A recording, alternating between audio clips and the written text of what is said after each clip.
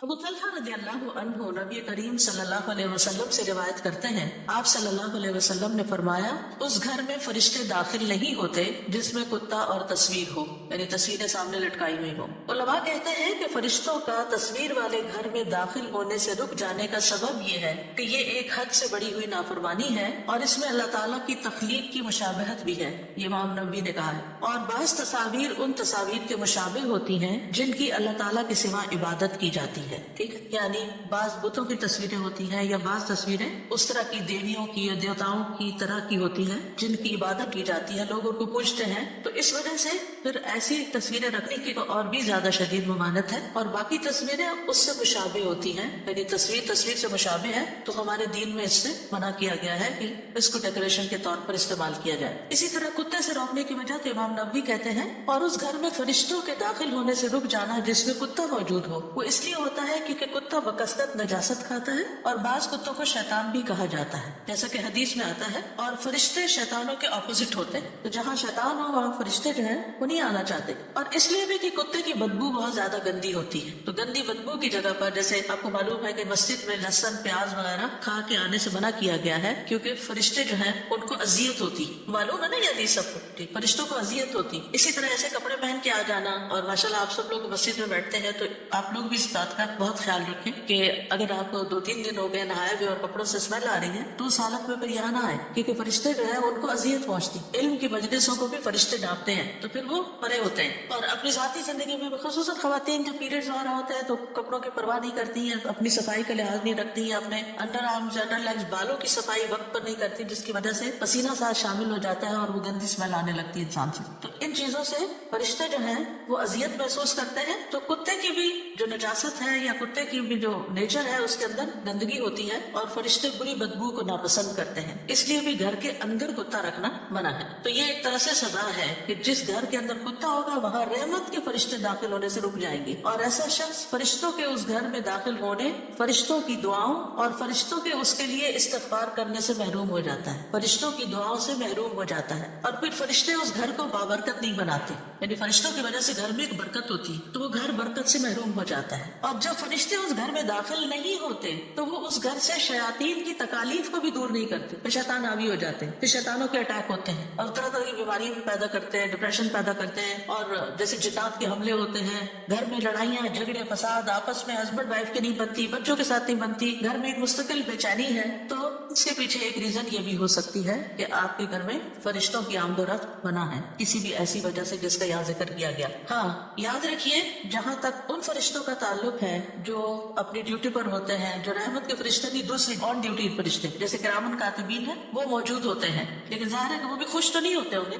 यानी आप देखिए हमने अगर स्मेल वाला लिबास पहना हुआ है, गंदा लिबास पहना हुआ है, क्योंकि हमारे कंधों के फरिश्ते हैं, उनको कितनी तकलीफ होगी। किसी गंदे बंदे के पास कोई दूसरा बैठ गया तो क्लास में या वैसे ही जिसके मुंह से स्मेल आ रही है तो कितनी अजियत होती है, इंसान की कॉन्सेंट्रेशन ही खत्म होकर रह जाती। तो इससे फिर कंधों वाले फरिश्तों को भी कंधे पे बैठते हैं, जहाँ भी अल्लाह ही जानता है। तो बचपन से चूंकि एक बात कही गई तो ज़हन में ऐसी बैठी हुई है कि अभी तक किरामन कातिबीन और कंधे साथ साथ आते हैं, तो दाएं और बाएं की बात है बेसिकली, यानी दोनों तरफ होते हैं। दूसरा यह है कि जैसे रूह निकालने वाले फरिश्ते, वो भी अगर किसी की जान निकालनी हो तो ऐनमा तकूनु युद्रिकुमुल मौत, वो फरिश्ते इसलिए नहीं रुक जाएंगे कि इनके घर में तस्वीर है या कुत्ता है, लेकिन याद रखिए कि उस वक्त भी फिर रहमत के फरिश्ते अंदर नहीं आए जान लेने के लिए। इसलिए अगर आप किसी हॉस्पिटल में भी हो, बाजुकत खाने पीने की चीजों या उसके ऊपर भी तस्वीरें बनी हुई होती हैं, मैगजीन्स बड़े होते हैं, ऐसी सब चीजों को या ढाक देना चाहिए, रिमूव कर देना चाहिए वहां से। तो बहरहाल इस हदीस से पता चलता है कि घरों में तस्वीर और कुत्ता रखने की ममानियत है। और इसकी दलील एक और हदीस से भी पता चलती है जिसमें जिब्रील अलैहिस्सलाम एक मर्तबा हुजूर सल्लल्लाहु अलैहि वसल्लम के पास आने वाले थे लेकिन वो नहीं आए। सुनन नबी दाऊद की रिवायत है, अबू हुरैरा कहते हैं कि रसूलुल्लाह सल्लल्लाहु अलैहि वसल्लम ने फरमाया, जिब्राईल अलैहिस्सलाम मेरे पास आए और मुझे कहा, मैं गुज़श्ता रात आपके यहाँ आया था, मगर अंदर आने से मेरे लिए ये अमर माने था कि आपके घर के दरवाजे पर तस्वीरें थी और घर में तस्वीरों वाला पर्दा था और घर में कुत्ता भी था। चुनांचे आप घर में तस्वीर के मुतालिक हुक्म दीजिए कि उसका सर काट दिया जाए, अगर कोई चीज ऐसी है भी तो आंखों और उसके मुंह के ऊपर یعنی کہ کچھ مل دیا جائے. بعضوں کو مجبوری ہوتی ہے کہ کوئی ایسا کپڑا ہوتا ہے یا کوئی چیز ہوتی ہے جو لٹکی ہوئی ہے, یا آپ نے پہلے سے کوئی بہت زبردست پینٹنگ خریدی ہوئی ہے اور بہت قیمتی بھی ہے, آپ اس کو پھینک بھی نہیں سکتے, کسی کو بھی نہیں دے سکتے, تو پھر آپ کیا کریں کہ جہاں تصویر ہے بس اس تصویر کے چہرے کو کاٹ دیں, یعنی کاٹنے سے مراد کے اوپر کچھ پھیر دیں. تو کہا کہ اس کا سر کاٹ دیا جائے اور درخت کی مانند ہو جائے, اور پردے کے متعلق حکم فرمائے کہ اسے کاٹ کر 2 تکیے بنائے جائیں جو پھینکے جائیں اور پاؤں سے روندے جائیں, یعنی لٹکائی نہ جائے تصویر, بلکہ اگر اس کی بے ادبی ہو رہی ہے تو پھر بھی خیر ہے, یعنی جیسے بچوں کا وہ بیڈنگ وغیرہ جو ہوتی ہے تو اس کے اوپر پیشاب بھی کر دیتے ہیں, یا ویسے بھی وہ نیچے آ رہے ہیں, پھر بھی احتیاط یہ ہے کہ اس میں ایسے کارٹون اور پکچر نہ ہو. بچوں کو نیچر سے جیسے سینریز وغیرہ ہے, پھول ہے اور درخت ہے, ایسی چیزوں سے زیادہ مانوس کرے. اور کتے کے متعلق فرمائیے کہ اسے نکال باہر کیا جائے. چنانچہ رسول اللہ صلی اللہ علیہ وسلم نے ایسا ہی کیا. صحیح مسلم کی روایت میں آتا ہے, جبریل علیہ السلام نے رسول اللہ صلی اللہ علیہ وسلم سے وعدہ کیا کہ وہ ایک خاص گھڑی میں ان کے پاس آئیں گے. چنانچہ وہ گھڑی آ گئی, لیکن جبریل علیہ السلام نہ آئے. اس وقت آپ کے ہاتھ میں ایک عصا تھا, آپ نے اسے اپنے ہاتھ سے نیچے پھینکا اور فرمایا, نہ اللہ اپنے وعدے کی خلاف ورزی کرتا ہے, نہ اس کے رسول یعنی فرشتے خلاف ورزی کرتے ہیں. پھر آپ نے دھیان دیا تو آپ کی چارپائی کے نیچے کتے کا ایک پلہ تھا, تو آپ نے فرمایا, اے عائشہ یہ کتا یہاں کب گھسا؟ تو انہوں نے کہا, اللہ کی قسم مجھے بالکل پتہ نہیں چلا. چنانچہ آپ نے حکم دیا تو اس پلے کو نکال دیا گیا. پھر جبریل علیہ السلام تشریف لے آئے, تو رسول اللہ صلی اللہ علیہ وسلم نے فرمایا, آپ نے میرے ساتھ وعدہ کیا تھا, میں آپ کی خاطر بیٹھا رہا, لیکن آپ نہیں آئے. تو انہوں نے کہا, آپ کے گھر میں جو کتا تھا مجھے اس نے روک لیا. بے شک ہم ایسے گھر میں داخل نہیں ہوتے جس میں کتا ہو, نہ اس گھر میں داخل ہوتے ہیں جہاں تصویر ہو. اور جہاں تک کتا رکھنے کا تعلق ہے تو صرف یہ نہیں کہ فرشتے نہیں آتے بلکہ اور نقصان بھی ہے. کتا رکھنے سے نیکیوں کے